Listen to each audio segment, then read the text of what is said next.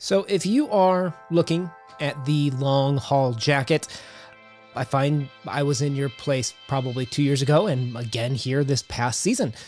So fall is amazing here in Indiana, all 2 weeks of it, right? Like it goes by so fast. We're all in denial still. We are wearing our fall clothes well into winter when we should be. I mean, seriously, it's 20s out today. We probably should not be wearing our fall jackets, but we feel like if we don't dress for the winter, it isn't really here yet. But here's the thing, the long haul jacket's one of those jackets that they actually make variants that can fit all 4 seasons.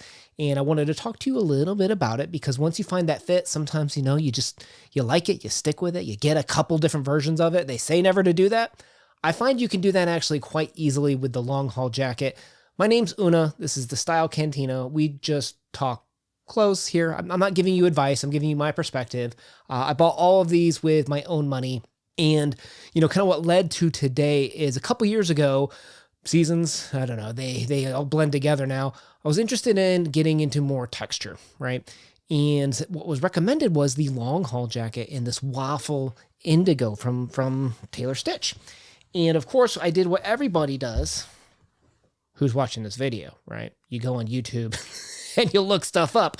I saw an amazing review by Michael from Iron Snail. He's way more entertaining than me. But the problem is that video is just, like this video will be one day old. And, he was talking about some of the construction issues, the length of the sleeves. I don't know if they've changed the pattern, but I don't find that to be the case with my experience with this. He's got a different body shape. For reference, I'm 6 feet tall, about 205, and unless there's one female watching, in which case I'm 6'1", right? No, in all seriousness, I watched that and I was like, is there any more modern videos? I saw Patrick from Rocky Mountain Style did an amazing job, convinced me. And because of him, I purchased this jacket. And I've loved this jacket. I've worn it for literally every single day for at least 2 of the seasons that I've had it in terms of fall and spring. And, worn it to the pumpkin patch, worn it to take my kid to the bus, worn it to work. And it really excels in the spring and fall, right? And what is, I guess, the long haul jacket? If you're looking at it, it kind of reminds me of the Type 3. I feel like it obviously doesn't have the plackets running down this jacket. If you're into the history of the clothes in terms of what they were, this is, I would say, inspired by that, right? It's got a shorter hem, so that way you can sit and get in and out of cars easily, just like the trucker jackets, if you will, from 62 Levi's. It has 2 front patch pockets. Storage, you will see that there's actually a pen slot in the breast pocket as well. It also has 2 front welded hand warmer pockets with this little hidden pouch, kind of like their signature.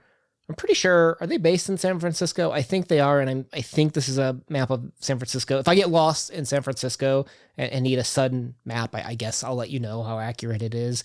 But that's kind of there on a lot of their clothes. And that's not to say that this replaces the Levi, right? I mean, the Levi's iconic. It's there for a reason. But at some point, you might want to try something different. And while they do have Sherpa lines and stuff, this waffle knit, which promises, an uneven wear pattern because of the raised part of it will rub, and thus, if you're familiar with like rope dyed indigo, they take a rope and they dip it in indigo, and the outside will get coated in the indigo blue, but the inside stays white. So as you wear and damage that outside, that's what causes that white kind of fade, which everybody kind of likes. But because of the unevenness of this texture, certain threads will get more wear than the inside. So theoretically, this should wear faster. Now, with that said, you can see, I don't want to say I baby my clothes, but I mean, I feel like there's not as much wear. I mean, obviously where you put your wrist down, there's definitely more wear in this area right here. But for the most part, we're still working, and obviously the breast pockets here, just from movement and such, you'll see a little bit more wear in certain areas, but I'm not at the point where I'm able to show you as it's like this patina damage monster yet. But I'm working on it. So this is, I guess, light office commute, dad type situations, type of a wear you'll experience from this. So I bought this one first, and I really enjoyed it so much. And since I guess I'm not getting enough wear on it, I guess I'll start mixing it up with other jackets. But no, in all honesty, I didn't like this as much in the fall. The blue, I like more brown color palettes in the fall. So that's what led me to get my second long haul jacket. Now this one is also cotton, but it's almost kind of like a thicker fabric. This is like, they call it a herringbone nep. And you'll see a lot of similarities of what I really enjoyed about the long haul jacket. And what I'd point out to you is, have you ever seen a flat felled seam before, like as it's constructed? Probably not afterwards, because they're so solid, they never break. And I think that's something that I kind of look for. But when you take, like two materials essentially, and you kind of bend one over and you take the other one and wrap it. So you're kind of making like a gable grip for my friends out there who have done that sort of type of martial arts before. And then you sew two seams through the allowance, essentially. That's what creates this flat felled seam. And it's extremely resilient, and you'll see it all used really gratuitously all over this jacket here. And as a result, that the jacket just has a lot of flat felled seams that kind of may give it that sturdy feel. I have a lot of confidence in the durability and the wearability when I see seams like that. I have seen some like jean jackets use a serger, like a serge, to hide the stitch here, and I don't have as much confidence in these stitches. They're just not as clean too, in my opinion. When you look at like the placket area, you'll see like this crisscross pattern here. They call it a zigzag reinforcement on the placket, which is obviously an area, and any area that's going to have a lot of movement, a lot of wear, you want to see some reinforcement. I'm not 100% sure what they call this. I just call it buttonhole stitching. It's not a Milanese. You can kind of see the pearls here, but I presume this is done by machine, but anytime you have a donut button rubbing up against cotton, it could cause damage. So you always want to see good reinforcement there. The pocket patch has kind of a double stitch through the seam allowance, again, for better reinforcement. The hem is, I don't know what it's called, but it's like wrapped around. And then you can see where it's like ironed and pick stitched here at the bottom. But this is really a mark of quality to me. And I know some people have been very concerned about the outsourcing, about how the quality is going downhill. I can only relate what I see. And are there individual loose threads? Yes. I don't know if I can find one right now. I know I've seen them. They're not gratuitous, but they're there. And of course, if you're looking to cinch up the waist, they do have the two buttons here at the bottom.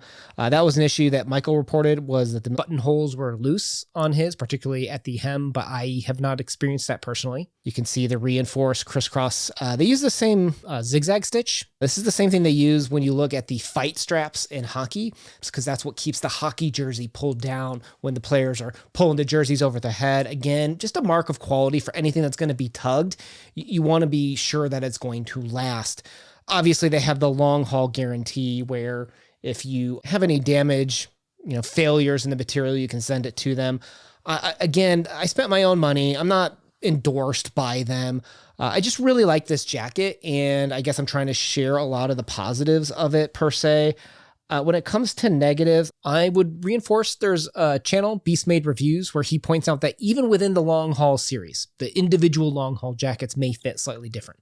And I experienced that kind of in the breast area of this jacket. Transition. This one fits the exact same as my Washed Indigo, but the herringbone, for whatever reason, it's just fitting a little bit different. You'd think there's the same pattern. When they ship these off to be manufactured, it's not like Taylor Stitch themselves is manufacturing them, I don't think. They outsource it to a third-party contractor who is given like tolerances of plus minus, like that must meet these basically dimensions. And I don't know what their plus minus tolerance is. I've seen some people talk about how certain sizes or certain prints and makes are way off. Right? And I don't know if the patterns got messed up. For some reason, it passed the tolerances. The Peat Herringbone is still the right size. It just fits a little bit different. Now, with that said, they might change some of the dimensions because different materials, again, these are all cotton, but the way that they're created or the materials are made, they might slightly adjust things based on the type of material that you're working with. Certain materials will stretch more, bunch more. At least with this, it's cotton, so it should be pretty similar. And you see the similar construction between all of them. You see the zigzag pattern here, flat felled seams, along with the donut buttons, the pen sleeve slot, the welted hand pocket warmers here, and the two patch breast pockets. And of course, you've got hidden rivets and stuff like that throughout the construction of this to ensure that the corners don't peel off. And the leather patch, I guess I should mention that. I don't really care about this. So these fit great. I really enjoy these. This is the newest one to the lineup that I just picked up in their last call sale. And I probably need to cut it off there. I mean, 2 weeks is not enough time to wear these many fall jackets. I joke. I do wear it into winter. Come on, I'm not crazy. Oh, I know. I finally have a complaint. This actually is, no, this is a legitimate complaint. Where's my loop? Where's my hanger loop? And I guess the actual issue is not the loop itself, but the actual tag and how that's sewn on. Sewing machines kind of have 2 spools of thread, sometimes different colors, and they interlock. And sometimes, one of the threads might, if the tension's off particularly, or if you're doing a back stitch, it might push through the wrong color thread. So one color thread might be brown to match the patch, and the back might be brown or blue to match the color of the jacket. Well, the wrong color might get pushed through, and you can kind of see that. That might bug some of you. And I guess it's not a complaint, but we should call out the fit and who this jacket's for. Obviously, if you are barrel-chested or bigger armed, not me, but I can see I'm already pushing the limits a little bit that these would probably not be good jackets for you. So there's another con, not for people who are muscular and in shape and do athletic stuff. It's just for us nerdy fashion people. Yes. Anyways, in summary, kind of like a denim jacket, but what's nice about Tailor Stitch is they have so many different materials that it's actually allows you to play with, like a corduroy, the Nep Herringbone, the waffle or sashiko. Sometimes they have wax canvas. That I think the materials and the texture are what I've just really been into lately. So I would say check out the long haul jacket from Tailor Stitch. I think it's good. It may not be for you, but at least now you know the options and that they're there for you if one were ever to catch your eye. I'll leave a link to Patrick's and Michael and Beast Made Reviews channels because they do really good videos. I'm just here just kind of chatting, supporting, giving you my perspective, and hopefully seeing these clothes on different body types and different angles and close-ups help you guys make a more informed decision if you should decide you want to check this jacket out. I don't have an affiliate link or anything like that. Just do this for fun. So thank you for spending time. Let me know what else you'd like to see in the future. Otherwise, I'm just going to pick random subjects that interest me on the day and talk about them. My name's been Una, Style Cantina. Thanks for hanging out with what we do here. Peace.